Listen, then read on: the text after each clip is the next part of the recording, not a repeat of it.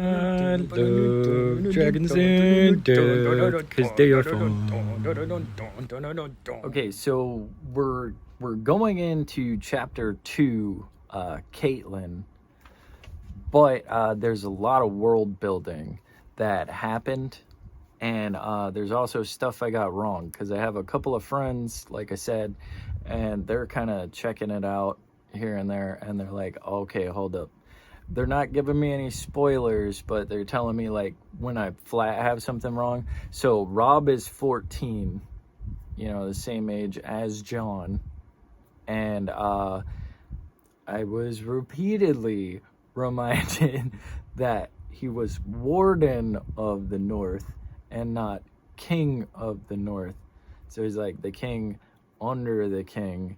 Also, I figured out, because they mentioned King Robert Baratheon a few times. Quick side note, Royce actually went out name dropping. The last thing he did, instead of saying like for the king or for King Baratheon, was for Robert. So he was name dropping and trying for position and to make himself look good. To the death. He died as he lived, and entitled, position mongering, whatever. Anyway, so in the world building sense, they slip all this through. I'm just gonna get right through it before we get into any like plot. Okay. Also, I got told I should move up a little bit because more cinematic with the soft focus. Anyway, hopefully it looks better. So there's multiple noble houses, and some of these are great houses. Okay, now what comes with being like one of the great houses, like the name and stuff, is they all have a slogan. We found that out. Like they have a little byline and stuff. Most of the time it's like declarative, or like I'm awesome, or I'm super trustworthy, or whatever, like a company motto and stuff. The Starks are the exception to that, I guess, where they have one, but it's not necessarily declarative or bolstering them. They also all keep a patch of like kind of sacred forest land-ish called a godwood, and all the ones are different. There's two competing faiths that get revealed. One is of the faith, where they have a god with 7 faces, and like they worship by like going to church and singing. Well, they call it a septum, and I guess it's more performative and stuff. Whereas the guys in the North, they say they have the blood of the first men, which hasn't been explained, but they also mentioned they have the old gods. So down south, or wherever they're in the faith, like the godwoods tend to be like parks, and they're just a nice place to go hang, or sun yourself or whatever. And up north, it's more like serious business. They have these trees, they're called heart trees. Every godwood has a heart tree, and almost every heart tree has a face carved into it. That's one of the old gods. And while the 7 gods are like, well, it's a god with 7 faces, I guess, is like up and open, and the names and everything. The old gods are nameless.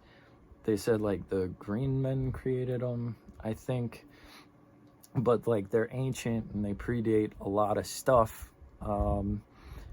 Like they're like old, like before the castles even got built, kind of old. Now we're gonna jump. So we're in Stark Castle, and Catelyn is in the godwood, and she's noticing the difference. Okay, sorry about that. I guess I had a technical difficulty. It was bound to happen, right? So anyway, so she's in in the forest, and she's thinking about like how gloomy the Stark's godwood is, you know, like at the castle that they're in, and she wants to go see her husband, but everything's like twisted and gnarled, not like sinister twisted, it's just dark and gloomy and silent. And she knows that like Ned, after he has to kill somebody or carry out his duty, he always kind of retreats to the wood, which I'm getting the sense like integrity is really important to him. And like if anybody's lawful good, so far it feels like Ned Stark is, you know. And I'll back that up in a little bit, but I forgot to mention, you know, when he was talking with Bran, you know, he kind of instilled the importance in him that you have to do your own executions if you're making laws. And he quotes that, you know, if you use an executioner, you distance yourself from the death, so you stop seeing it as real and you don't feel the weight of it. And you know, he's just giving really good dad advice there.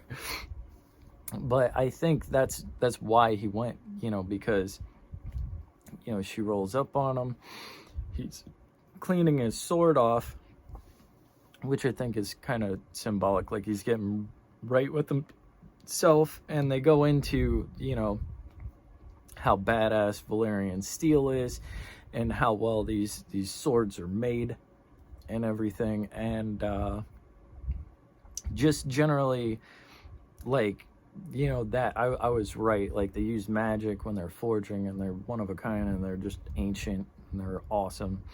And to the point where even Catelyn, who doesn't like violence or swords, like she had to stop and be like, oh, his sword's pretty sexy though.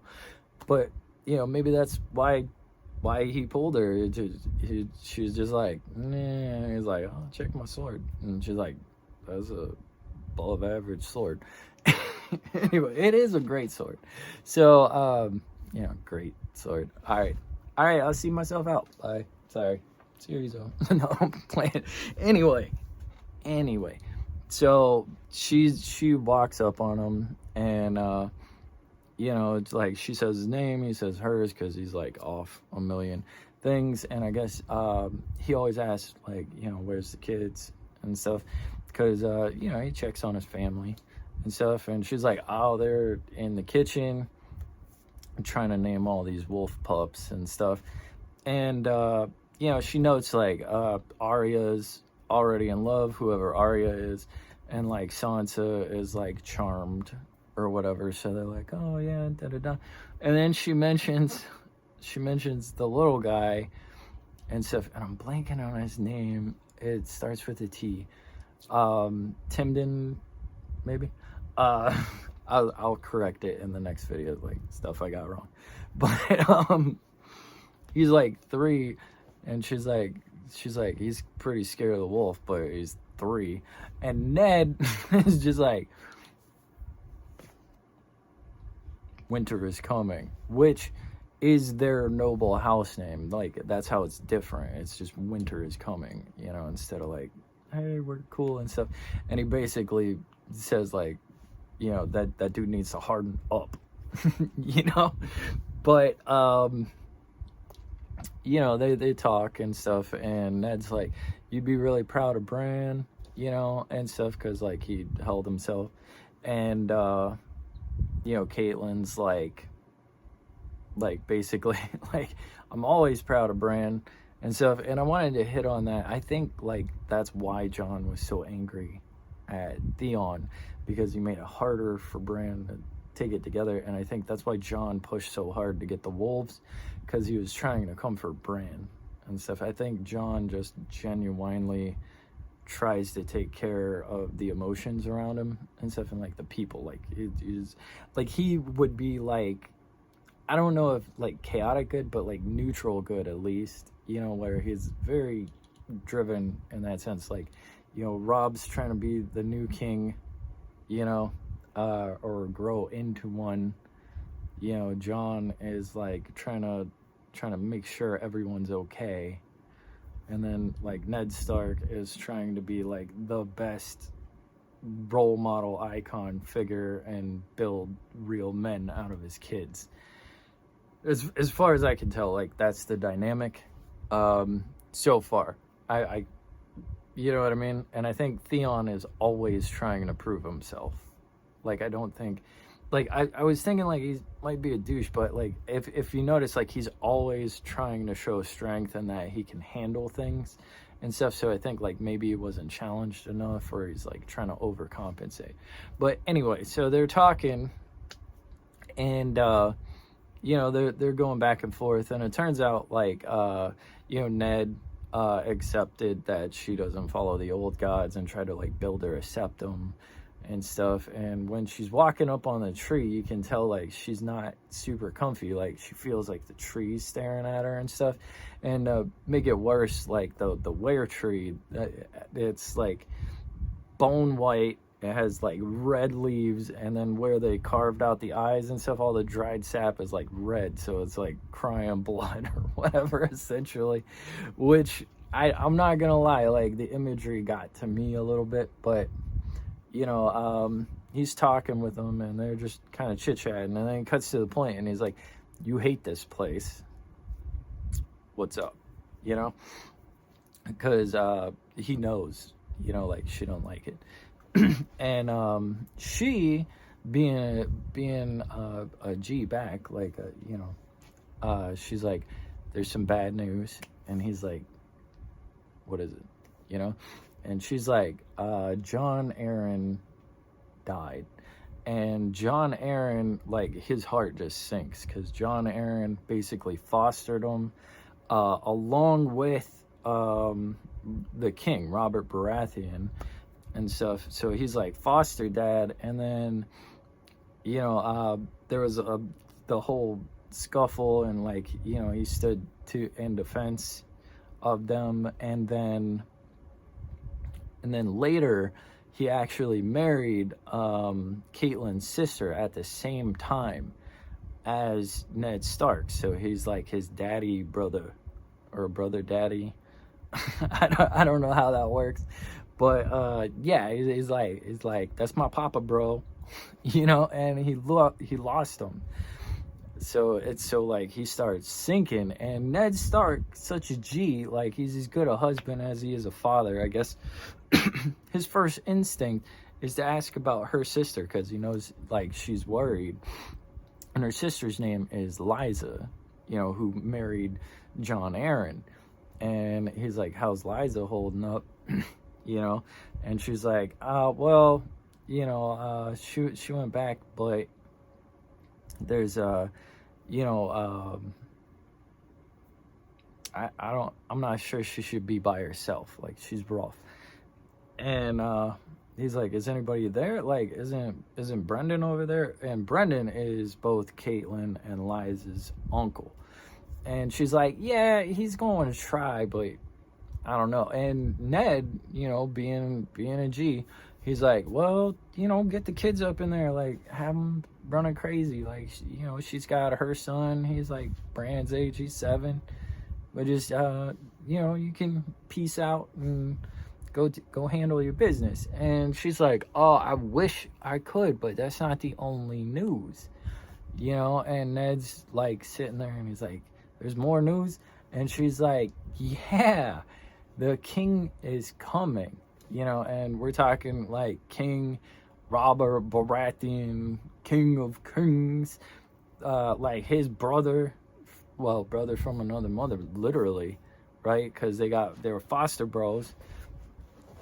And and, like, he lights up, you know, when he hears this. He's like, oh my God, I'm gonna see Bobby, you know, like, straight up. He's like, "That's my dude," right? And she's like, "Well, hold up, you know." And and he's like, "What?" And he's like, "He's coming now," you know. So, like, instantly he's like, "How am I gonna feed these people? Like, who's coming with them? Like, it's the king, you know." So she's like, "There's definitely gonna be like 100 nights and stuff." And then she mentions, he's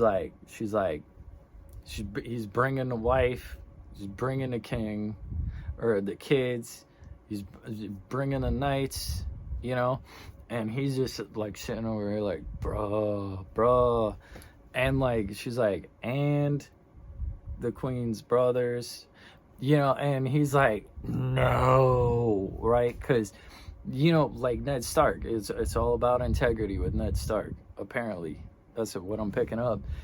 And see, when the king, when Robert had to like, you know, push against, they mentioned a mad king. They haven't really gone into it and stuff, but I guess there was like a campaign and there was a big ass fight and stuff. And when that happened, the Lannisters, because he's married to a lady named Cersei Lannister, who apparently is getting very big for her britches, according to Catelyn, but we don't know. That's just Catelyn's opinion. Or whatever. I guess the Lannisters held off, like they were little fence sitters, and they're like, I want to see who's going to win first, you know, and then at the very end, they jumped in, you know, and then they're like, kind of like, oh yeah, we helped, and, you know, like Stark's over there like, bitches, you know what I mean? Like, so he doesn't care for them pretty much at all, and they don't know, and he's like, how are we going to feed these people and stuff? And then, you know, Catelyn, she's throwing some shade. She's like, you know, Cersei's fussy, right? And he's like, okay, yeah, we're gonna have to have a feast. Bobby's gonna want to hunt. Like, how are we gonna handle all this?